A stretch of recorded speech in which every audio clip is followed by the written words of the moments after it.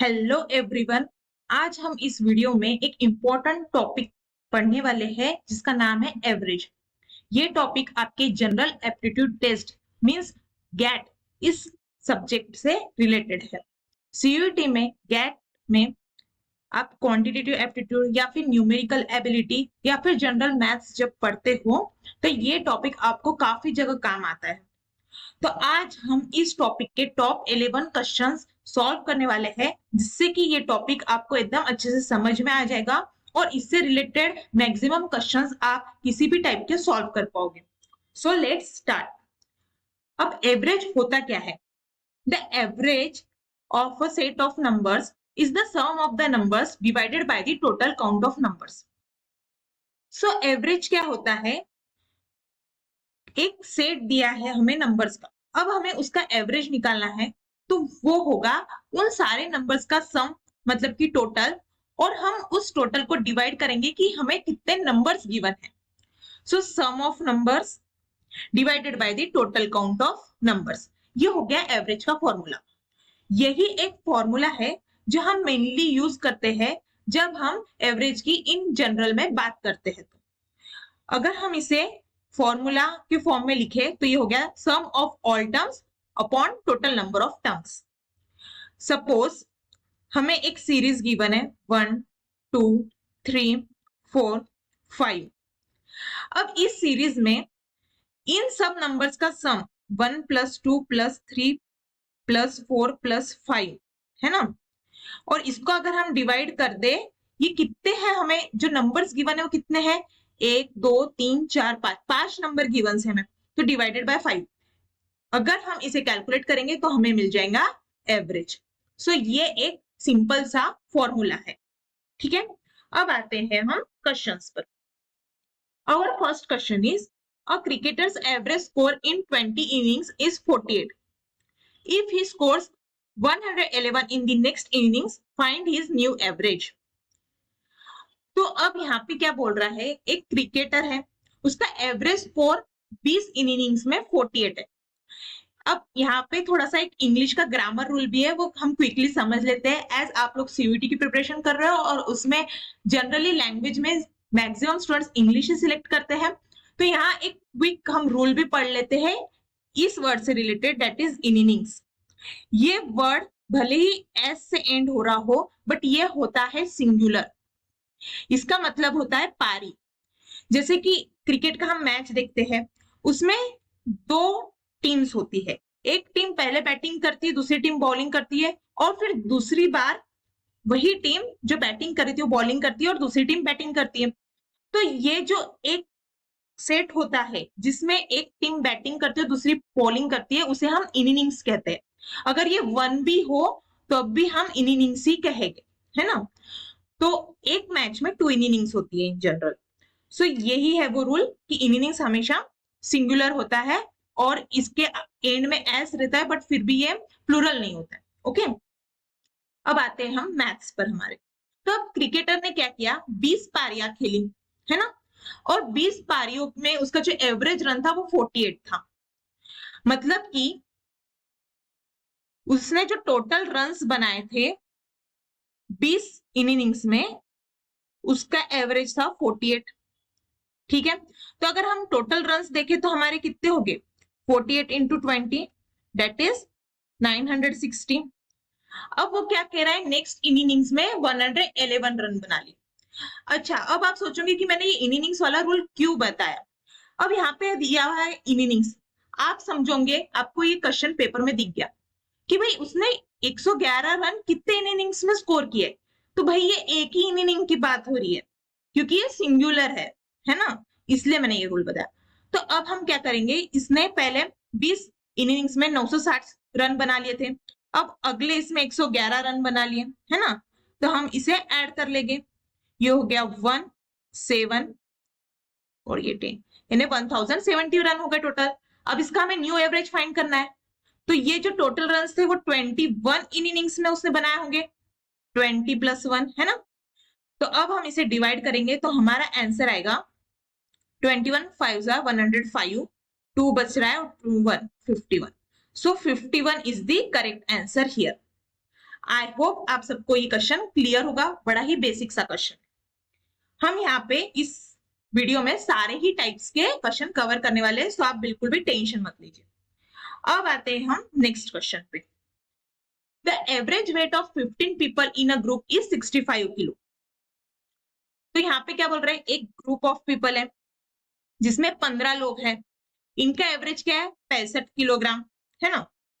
If the heaviest person, अब उस group में जो सबसे हेवीएस्ट पर्सन था, जिसका वजन सबसे ज्यादा था, उसका कितना था 80 किलो दिया गया है, is replaced by another person. क्या कर दिए, उसको उस ग्रुप से हटा दिए, एक दूसरे पर्सन को ला लिए, है ना, रिप्लेस कर दिए, और अब जो नया एवरेज बन गया है ना वो 64 किलो हो गया। तो हम क्या करते हैं, पहले ये पता कर लेते हैं कि इन 15 लोगों का जो टोटल वेट था वो कितना था। टोटल वेट कैसे काउंट करेंगे, 65 into 15, average into number of people, ये हो गया 15 5 75, 15 6 90 एंड 7 9 7 5, ये हो गया टोटल वेट। अब इसमें से 80 किलो वाले को हमने हटा दिया, तो बचा कितना हमारे पास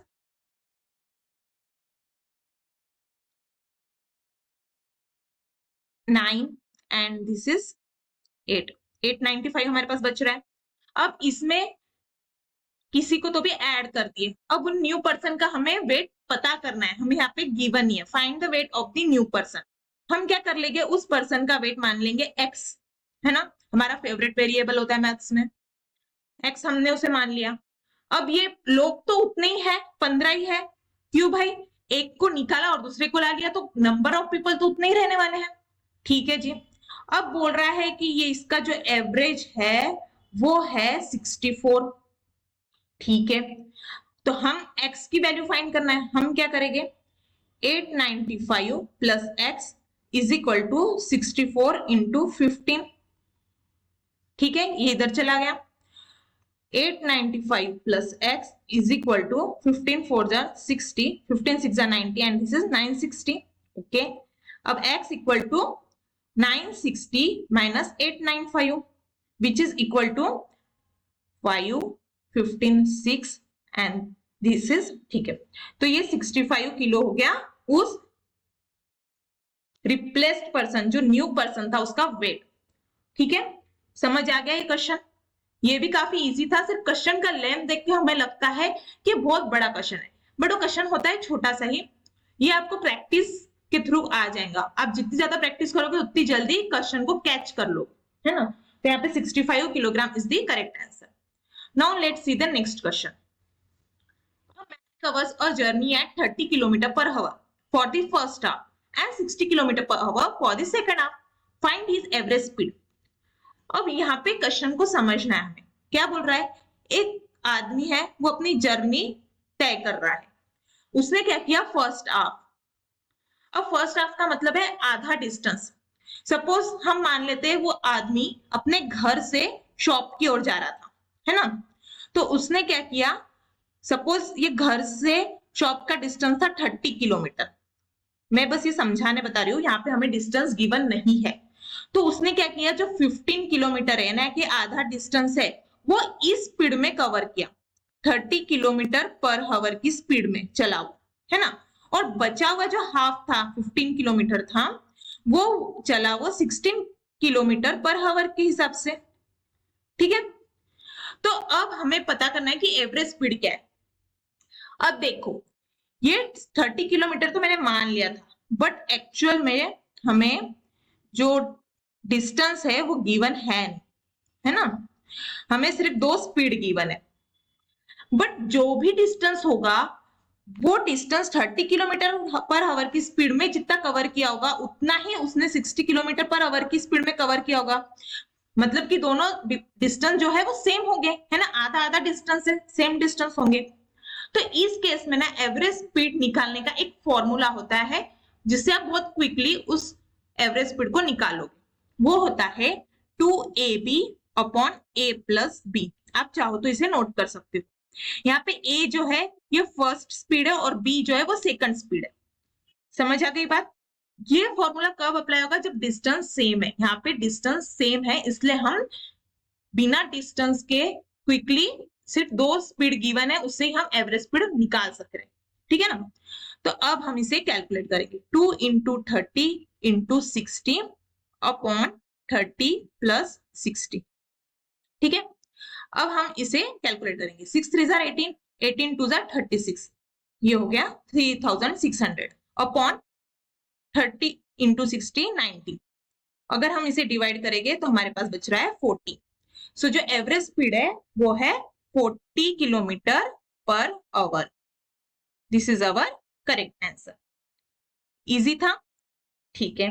अब नेक्स्ट पर आते हैं। The average temperature of 7 days is 30 degree Celsius. एक हफ्ते में होते हैं 7 दिन, इन 7 दिनों का जो एवरेज टेम्परेचर था वो 30 डिग्री सेल्सियस था। If the temperature on one day was recorded incorrectly as 35 degrees Celsius instead of 21 degrees Celsius, find the correct average. अब क्या होता है, हम एग्जाम में बैठे होते हैं और हमें होती है बहुत जल्दी घाई, मतलब हमें जल्दी से पेपर कंप्लीट करना होता है, टाइम भाग रहा होता है। अब इतना बड़ा सेंटेंस हम घूम जाते हैं, हम समझ नहीं पाते, छोड़ो यार, स्किप करो। बट मेरी मानो तो एवरेज ये टॉपिक बहुत इजी, बस आपको क्वेश्चन की लैंग्वेज को समझना है। इसे आप ब्रेक करो, क्या बोल रहा है, if the temperature on one day was recorded incorrectly as 35 degree Celsius. उन्होंने क्या किया, एक दिन का टेम्परेचर जो है वो गलती से 35 डिग्री सेल्सियस नोट कर लिया, जबकि वो था कितना, 21 डिग्री सेल्सियस, मिस्टेक कर दी। अब हमें करेक्ट एवरेज निकालना है। ये जो 30 डिग्री सेल्सियस है ना, एक गलत एवरेज है। हम क्या करेंगे, पहले हम देख लेंगे कि टोटल टेम्परेचर कितना था 7 दिनों का। 30 इंटू 7 इज इक्वल टू 210। ठीक है, अब जो गलत था नंबर वो हम इसमें से हटा देंगे, इसमें से हम 35 माइनस कर देंगे, बच रहा है हमारे पास 175।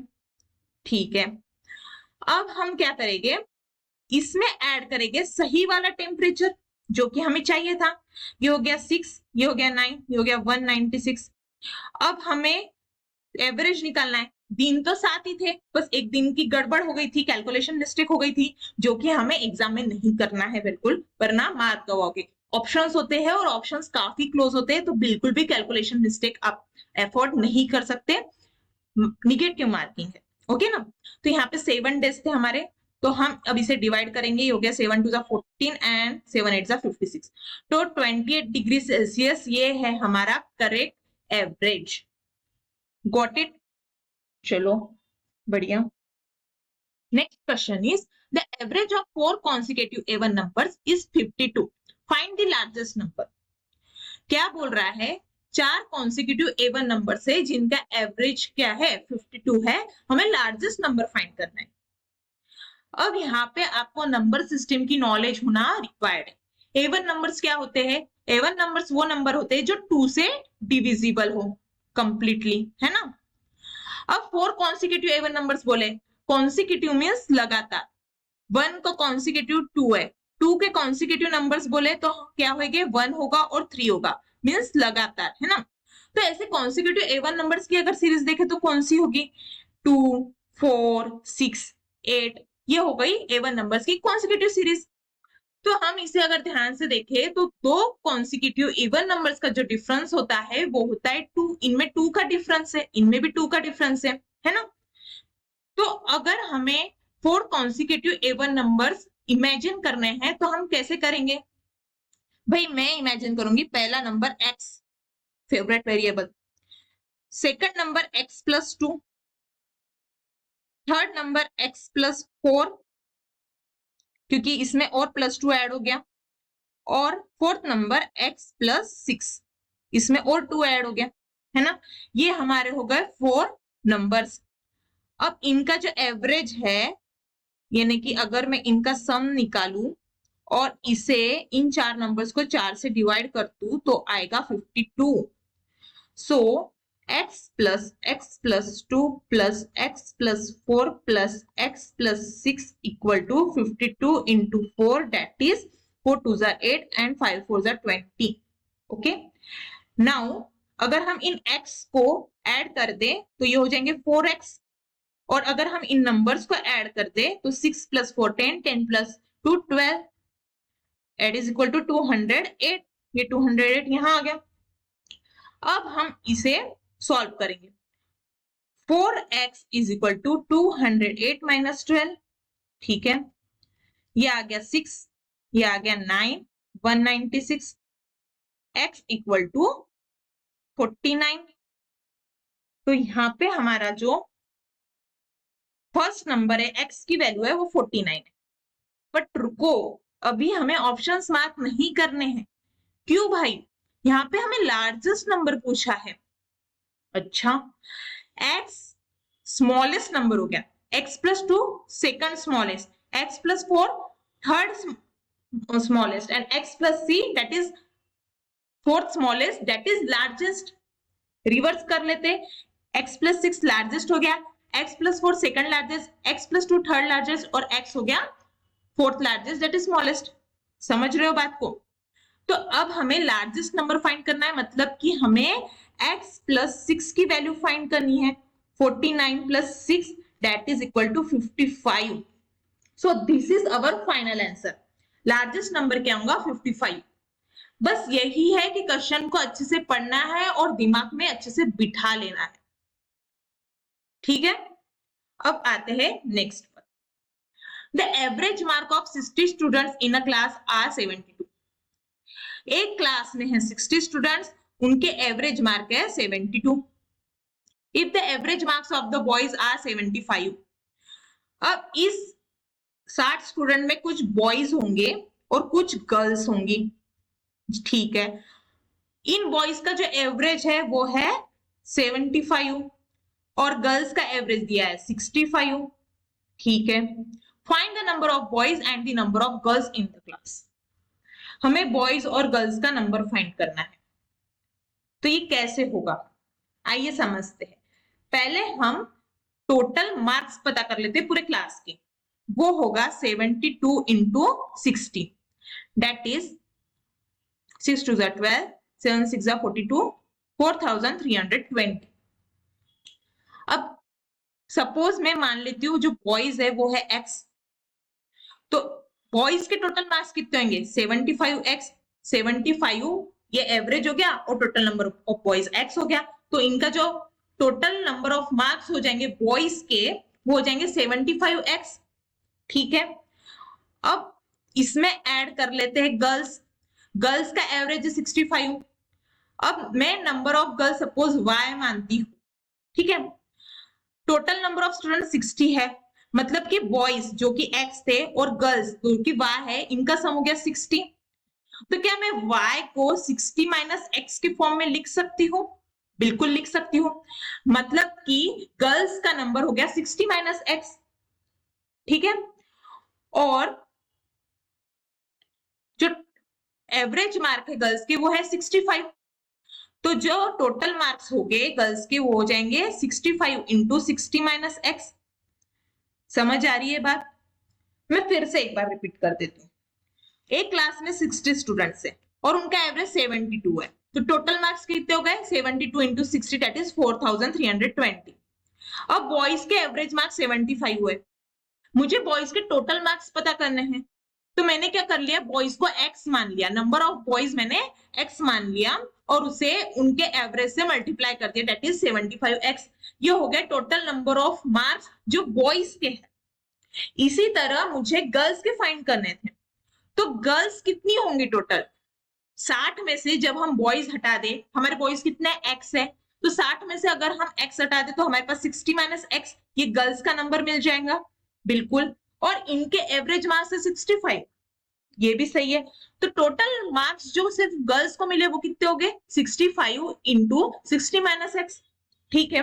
अब इनका जो सम है वो पूरी क्लास के जो टोटल मार्क्स थे उनके सम के बराबर ही होगा।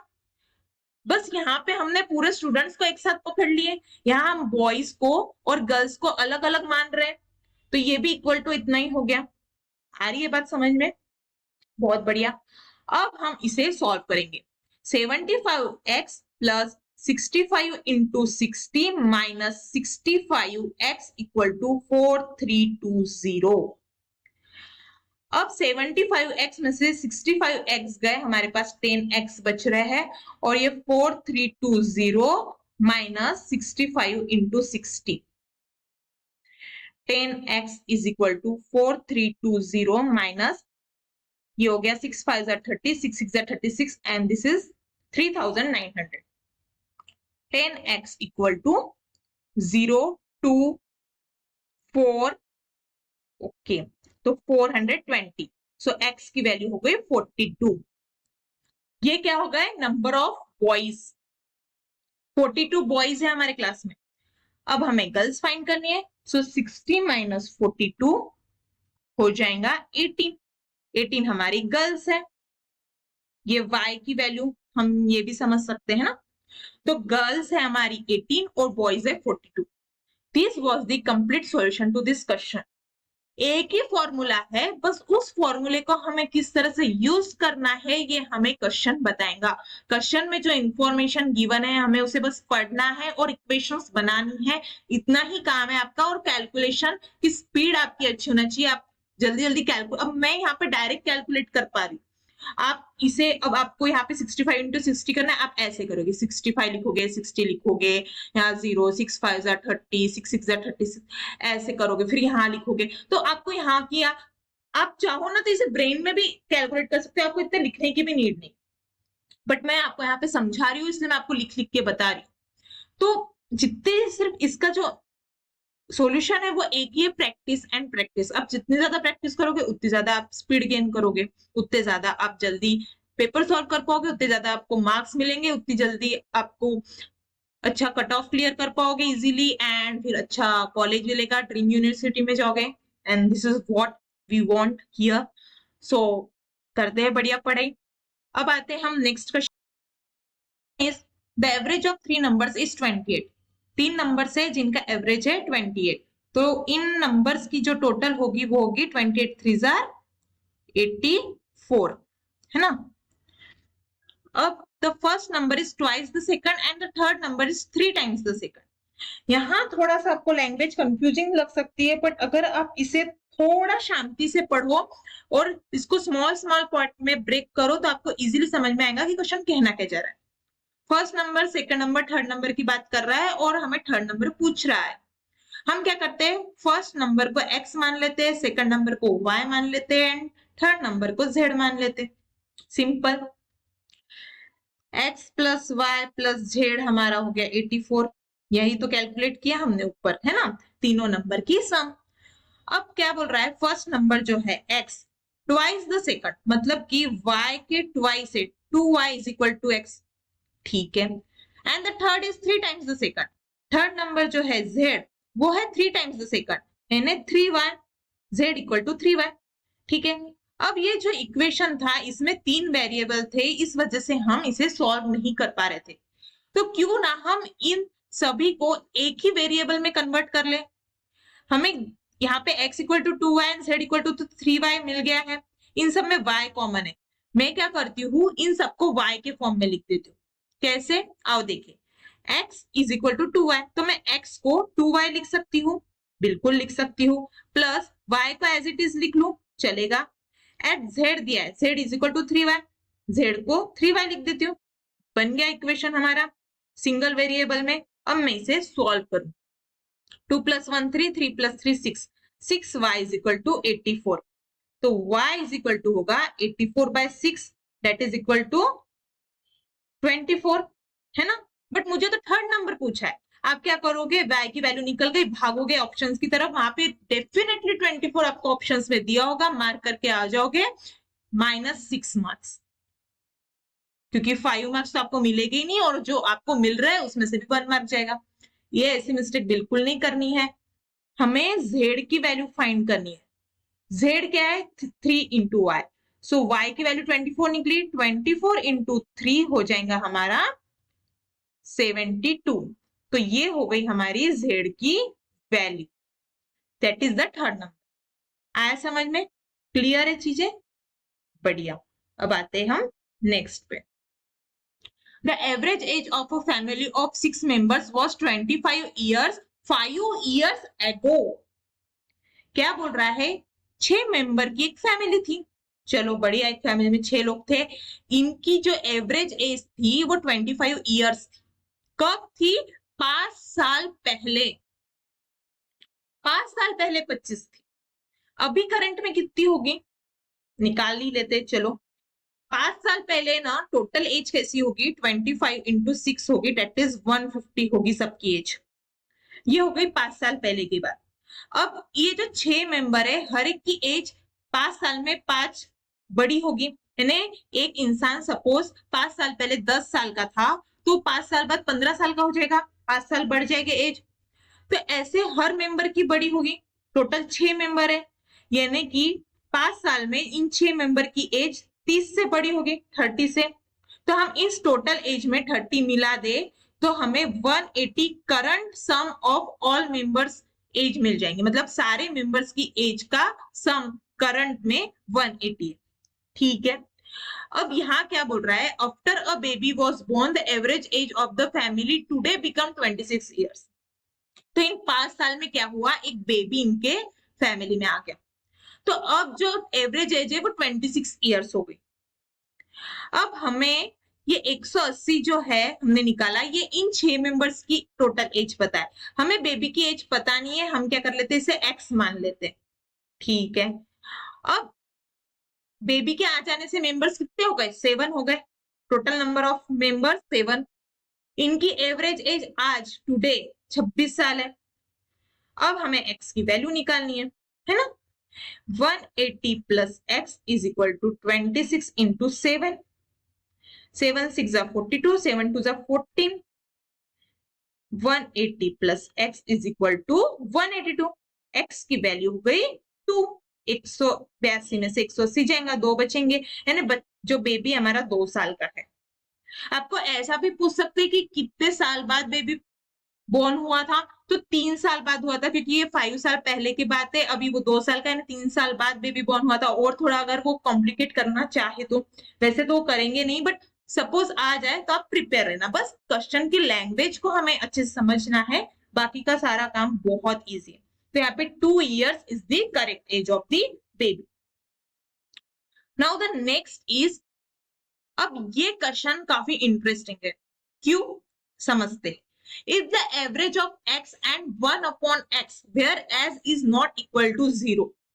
अब ये बात हमें क्यों गिवन है, क्योंकि 1 अपॉन 0 जो होता है वो नॉट डिफाइंड होता है, बट x 0 नहीं है, मतलब x की कोई ना कोई वैल्यू होगी, तो ये नॉट डिफाइंड नहीं है, बस यही यहाँ पे क्लैरिफाई करना चाह रहा है।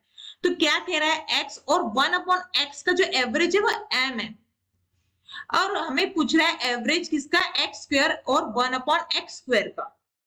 तो भाई यहाँ पे नंबर्स का कोई भी खेल है ही नहीं, एक भी आपको नंबर दिखेगा नहीं, पूरा क्वेश्चन अलजेब्रिक फॉर्म में है, वेरिएबल्स के फॉर्म में है, और यहाँ पे मैंने ऑप्शंस भी रख दिए ताकि हम जो आंसर है हमारा वेरीफाई कर सके कैलकुलेशन के बाद। बाकी में तो नंबर्स से और नंबर्स तो एग्जैक्ट निकलता है, बट अलजेब्रा में चीजें इधर उधर हो सकती है, वो मैं आपको आगे बताऊंगी सॉल्व करने पर कि किस तरह हो सकती है, इसमें ऑप्शंस की रिक्वायरमेंट क्यों है ना। पहले हम इस क्वेश्चन को समझ लेते। आप क्या करोगे, वेरिएबल्स देख के बच्चे डर जाते हैं, पर यहाँ पे डरने की कोई भी बात नहीं है। एवरेज कैसे निकलेगा एक्स और 1 अपॉन एक्स का, x plus 1 upon x upon 2 is equal to m. ये कैसे हुआ, एक टर्म थी हमारे पास x, ठीक है, एक थी 1 अपॉन एक्स, ठीक है, इन दोनों को ऐड कर दिया। अब ये 2 टर्म है, एक है x एक है 1 अपॉन एक्स, इसलिए हमने इसे 2 से डिवाइड कर दिया। एवरेज हमें m गिवन था, सो हमने यहाँ पे m लिख दिया। हमसे पूछ क्या रहा है, एक्स स्क्वायर और 1 अपॉन एक्स स्क्वायर का average, that is x square plus 1 upon x square upon 2, ये हमें फाइंड करना है। ये 2 टर्म्स थी, इनका सम, और ये 2 टर्म्स है इसलिए इनको 2 से डिवाइड करके यहाँ जो वैल्यू आने वाली है ये हमें फाइंड करना है। तो अगर मैं देखूं, ये जो है ये कहीं ना कहीं इसका स्क्वायर करके हम फाइंड कर सकते हैं। कैसे, पहले तो मैं इस 2 को इधर भेज देती हूँ, कैसे, x plus 1 upon x is equal to 2m, ठीक है। अब मैं क्या करूंगी, इसका होल स्क्वायर लूंगी, तो ऑब्वियसली बात है इसका भी स्क्वायर होगा, है ना। ये होगा एक्स स्क्वायर प्लस इन दोनों का multiply 2 into x upon 1 upon x plus 1 upon x का square is equal to 4m square. अब आप बोलोगे ये चीज कैसे आई, तो भाई a प्लस बी स्क्वेयर का जब हम एक्सपांशन करते हैं तो होता है a स्क्वेयर प्लस 2ab प्लस बी स्क्वेयर। a स्क्वेयर है, x का स्क्वायर ले लिया हमने, 2 है 2, a है a, ये हो गया b, यहाँ पे b ले लिया प्लस, और ये b का स्क्वायर सेकंड टर्म का स्क्वायर, और यहाँ पे भी हमने राइट हैंड साइड भी स्क्वायर में ले लिया है ना। अब यहाँ पे देखिए हमें ये चीज चाहिए है ना, तो अगर मैं ये वाली चीज पकड़ लू और ये वाली चीज पकड़ लू और इस चीज को मैं हटा दूं इतने पार्ट को, तो मेरा काम बन सकता है, बिल्कुल बन सकता है। तो इसे मैं यहाँ पे ऐसे लिखूंगी, x square plus 1/x² is equal to 4m square minus ये x से कैंसिल हो जाएगा क्योंकि मल्टीप्लीकेशन में, ये जो है ना स्क्वायर ब्रैकेट में जो बता रही हूँ वो ये चीज है। यहाँ देखिए आप 2 into x into 1/x multiply हो रहा है, x से x कट जाएगा, बच क्या रहा है, सिर्फ 2 बच रहा है मेरे पास। ठीक है, तो ये इधर जाके 4m के साथ माइनस हो जाएगा, तो यहाँ पे आ जाएगा 2। इतनी सिंपल सी बात है। अब इस चीज की तो मैंने वैल्यू निकाल ली, हमें अपॉन में 2 निकालना है। तो अगर मैं इस लेफ्ट हैंड साइड को 2 से डिवाइड कर दूं तो मुझे राइट हैंड साइड को भी 2 से डिवाइड करना होगा।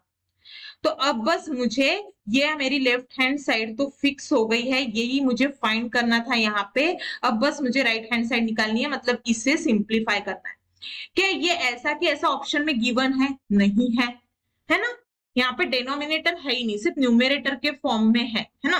तो मुझे इसे रिड्यूस करना होगा, इसीलिए हमें ऑप्शन की नीड होती है अलजेब्रिक क्वेश्चंस में, क्योंकि घुमाते हैं चीजें। अगर ये एज इट इज दिया होता तो हम मार्क कर देते, बट हमें इसे सिंप्लीफाई करना है।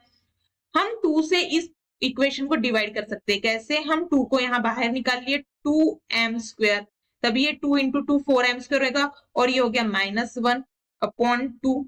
ठीक है, 2 से 2 कैंसिल हो गया। क्या 2m स्क्वायर -1 मुझे दिख रहा है? जी हाँ, ऑप्शन 3 में दिख रहा है, तो option 3 is the correct answer here. बस इतनी ही सिंपल सी बात थी, सिर्फ इसे ना कॉम्प्लिकेट कर दिया था इन्होंने अलजेब्रा के फॉर्म में देकर। अगर ये नंबर्स के फॉर्म में होता तो बहुत इजी हो जाता है ना। सिर्फ आपको यहाँ पे एक दो आइडेंटिटीज पता होनी चाहिए। यहाँ पे ये एक आइडेंटिटी काम आई हमारी, और एक एवरेज का फॉर्मूला हमने काम में लिया, और हमने क्वेश्चन को सॉल्व कर दिया। तो ये दिखते हैं ऐसे ऑप्शन देख के हम डर सकते हैं, बट ये बहुत इजी होता है अगर आप प्रैक्टिस कर लो तो। So again I am saying practice is the key to success. Now the next question is, अब ये है डिस्काउंट बेस, है ना। अब आपको लगेंगे प्रॉफिट एंड लॉस टॉपिक का है, बट यहाँ पे एवरेज का ही कंसेप्ट था, तो ये भी मैंने यहाँ रख लिया है। और shopkeeper offers a 10% discount on a product for the first 10 customers. क्या कर रहा है, एक शॉपकीपर था, उसने पहले जो 10 कस्टमर थे उनको क्या किया, एक प्रोडक्ट पे 10% का डिस्काउंट दे दिया, और बाद में जो नेक्स्ट 10 कस्टमर्स आए उनको 20% का डिस्काउंट दे दिया। बाद में आने वालों को ज्यादा डिस्काउंट दिया है इसने। If the mark price of the product is ₹500, find the average discount per customer.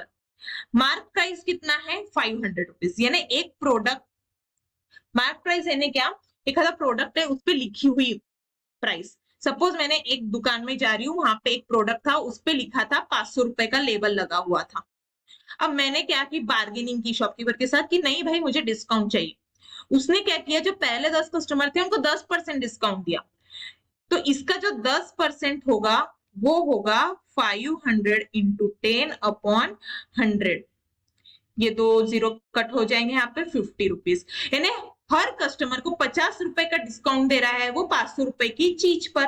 ऐसे 10 कस्टमर को दिया, यानी उसने पहले 10 कस्टमर को टोटल 500 रुपए का डिस्काउंट दिया होगा इंटू 10 करके, है ना। अब क्या हुआ, जो बाद में 10 कस्टमर आए उनको 20% का डिस्काउंट दिया।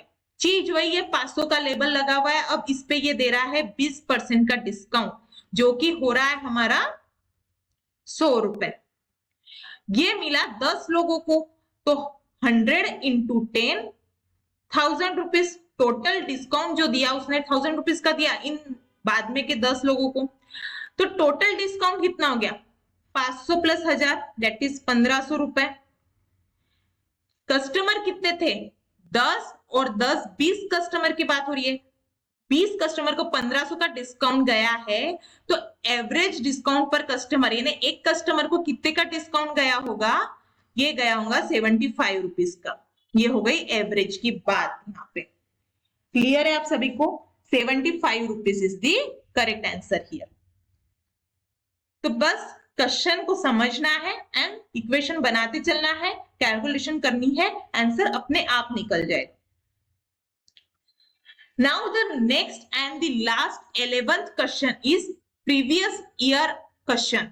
ये क्वेश्चन आपकी सीयूईटी 2024 के एग्जाम में एज इट इज पूछा गया था। तो आइए हम इसे सॉल्व करते हैं और ये हो जाएंगे हमारे टॉप 11 क्वेश्चंस, जिनके थ्रू आप एवरेज के क्वेश्चंस को बहुत ही इजीली टैकल कर पाओगे। So our last question is, of the three numbers the average of the first and second is greater than the average of second and third by 25।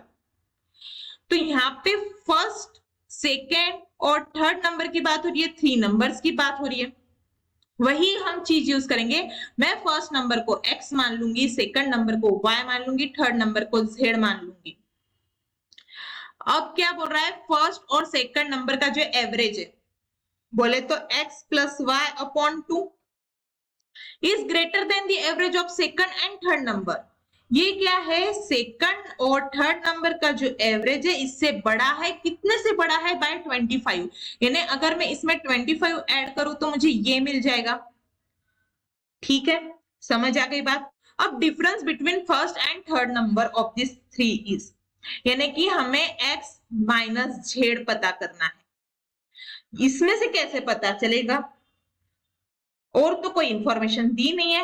एक काम करते हैं, हम इसे सिंप्लीफाई करते हैं, क्या पता आंसर अपने आप निकल जाए। यही हमें करना होता है, हमें गिवन डाटा पर भरोसा करके आगे चलना होता है। ये अगर मैं यहाँ पे क्रॉस मल्टीप्लाई करूं तो आ जाएगा 50/2, है ना? ये 2 हट जाएगा यहां से।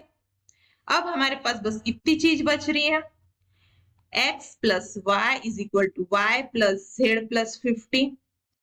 यहाँ y भी कैंसिल हो गया, तो मेरे पास बच रहा है x equal to z plus 50, x minus z equal to 50। क्या बात है, निकल गई हमारी चीज।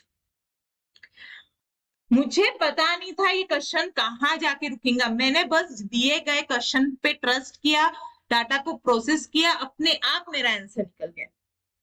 Option 2 here is the correct answer, 50 is the correct answer. ये पिछले साल पूछा गया क्वेश्चन था, कुछ भी नहीं करना था, 2 मिनट का क्वेश्चन था, अपने आप चीजें कट हो रही है। बस हमें इक्वेशन बनानी थी, क्वेश्चन में जो डाटा गिवन है उसे इक्वेशन के फॉर्म में हमें प्रेजेंट करना था, दैट्स इट। सो इसी तरह की आपको क्वेश्चंस मिलने वाले हैं एग्जाम में। So practice well.